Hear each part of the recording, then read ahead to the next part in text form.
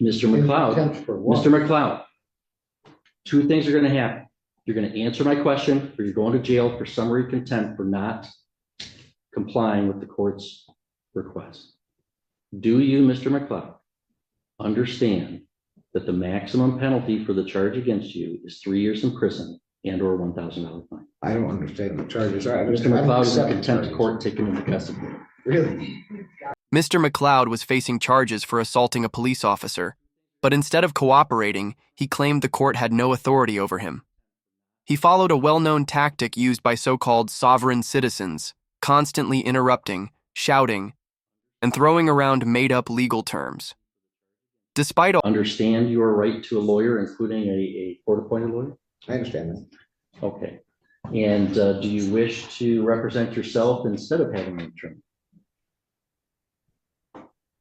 Yeah, I'm here by special appearance, and I will be representing myself. Okay.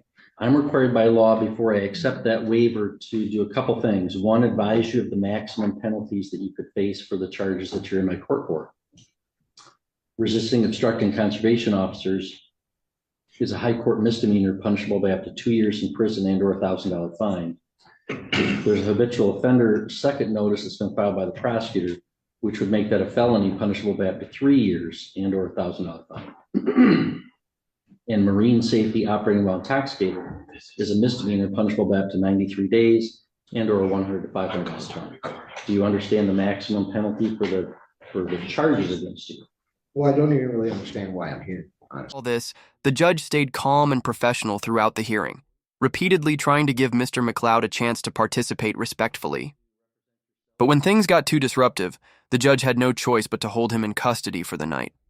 It's honestly both frustrating and a bit absurd to watch.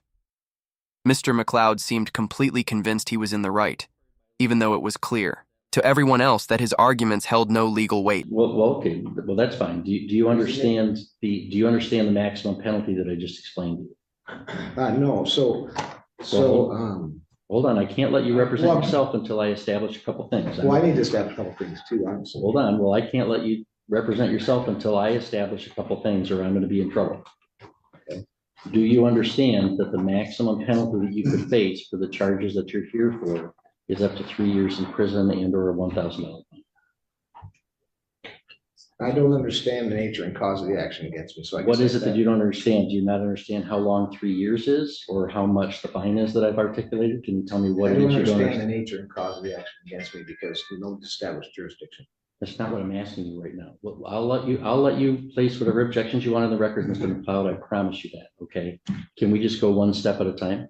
So do you understand the maximum penalty that you could face if you're convicted as charged? 3 years in prison or $1,000 fine?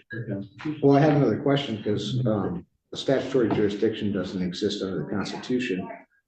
So in order for me to defend myself, could you please tell me where the published rules of conduct are for criminal statutory jurisdiction, or where I can find the nature and cause of this jurisdiction, or how this information exists? No, I don't even understand what you're asking. So you're saying this is a statutory jurisdiction under what? The statutes of Michigan, correct? Mr. McLeod, I've told you what my jurisdiction is. General jurisdiction. The people of the state of Michigan voted to convene a constitutional convention in 1961. Sure. There was a constitutional convention in 1961 and 1962. They proposed a state constitution. The voters of the state of Michigan ratified that in 1963. Article 6 establishes the judicial power, and the circuit court is a court under that judicial power of Article 6 of the state constitution. And so you're here in my court. I have subject matter jurisdiction over those crimes. I have personal jurisdiction over you because you've been alleged to have committed them in our county. That's my jurisdiction. So Mr. McLeod, you want to represent yourself? Do you understand the maximum penalty that you could face of 3 years in prison and or $1,000 fine? One second. I can see why his attorney withdrew. Oh, shit. Hang on. Someone in the prosecutor's office is not muted. I'm going to remove you from the meeting at this time. Oh. Prosecutor's office is generally allowed to attend to observe. They've participated. I'm removing them from the hearing. The most surprising part is how much patience the judge showed, explaining things slowly and clearly. But even the most tolerant person can only handle so much. At one point, the situation got so strange that even others in the courtroom couldn't hold back their reactions. It was a moment that captured exactly what most people were thinking. It's no wonder his lawyer decided to step away from the case. Instead of getting proper legal help, Mr. McLeod tried to argue his way out using printouts of irrelevant or made-up laws as if he could magically beat the system with them. But the courtroom is not a place for games. It's about facts and real law. The judge... Mr. McLeod, do you understand the maximum penalty that you could face? 1 second.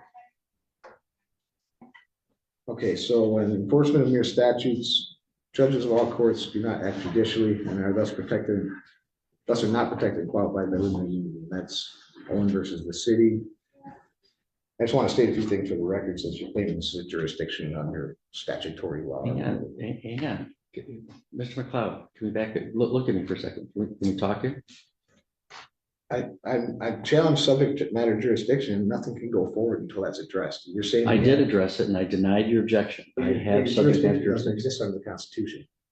Your objection is noted. All right. So, Mr. McLeod, do you understand? Let me explain to you. Sure. Sometimes, as I said, people might want to represent themselves, but let's say they have limited intellectual capacity and they don't understand. Judge and prosecutor remained composed, while Mr. McLeod kept digging himself deeper into trouble.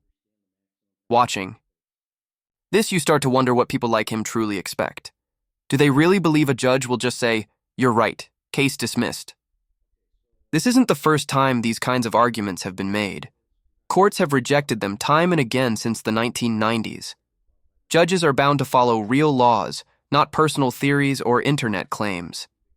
I have to establish that they know what's going on before I can allow them to represent themselves. I'm required to establish, do you comprehend, do you know the maximum penalty that you could face if you're convicted as a result of this charge?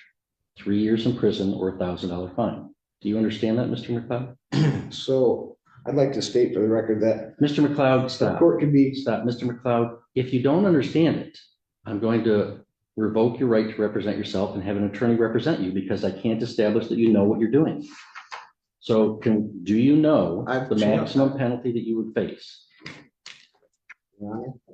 I've challenged this court's jurisdiction. You haven't established it yet. You said you've got a statutory jurisdiction which doesn't exist under the Constitution. I'm trying to figure out where I stand with this. So I can't answer any of your questions until you answer some of mine. That's not how it works. Are you refusing to answer my question? No, I'm Then answer it. Do you understand the maximum penalty that you face for this charge? So judges who become involved in enforcement of Mr. these McLeod, statutes. I have other matters. Mr. McLeod, Involved agency. What's that? you know, I understand you want to object to things and you're going to be allowed to object to things. Okay. Sure. But we have to do things one step at a time. And I do have other cases today. I'm not going to entertain this for like a whole hour. I've got other cases going on.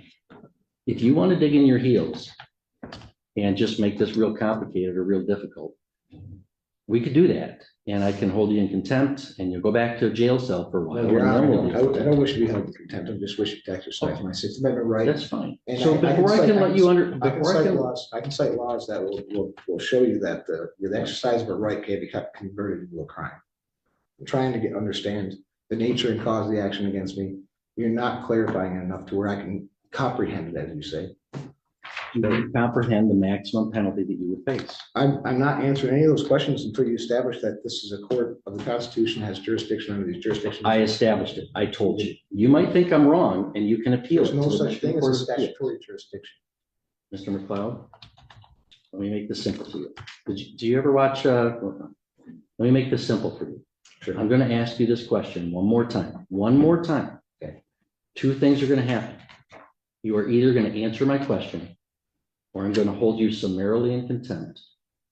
And the court officer will bring you to a jail cell and we'll talk about it tomorrow.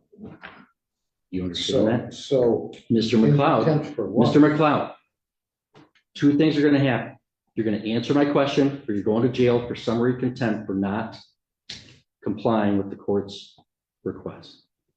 Do you, Mr. McLeod, understand that the maximum penalty for the charge against you is 3 years in prison and or $1,000 fine. I don't understand the charges. Mr. McLeod is in contempt of court, taken into custody. Really? That's it. Protecting my rights is what you said last time. This isn't true. You guys are following. Follow unconstitutional You're following orders. unlawful orders. It's not constitutional at all. Mr. McLeod's in contempt, he's sentenced to 1 day in jail.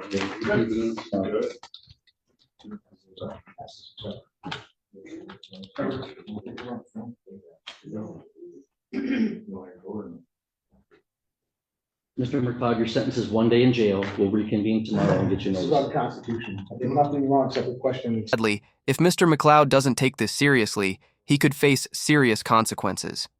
A felony assault conviction can result in prison time and the loss of rights like voting or owning a firearm. This case, while bizarre and even entertaining at moments, also highlights something concerning. Either Mr. McLeod truly believes what he's saying, or he's trying to avoid responsibility. Either way, it's not helping him. Let me know in the comments what you think. Is this just an act, or is he really convinced by these ideas? And if you like this type of content, be sure to like and subscribe for more. Thanks for watching and take care.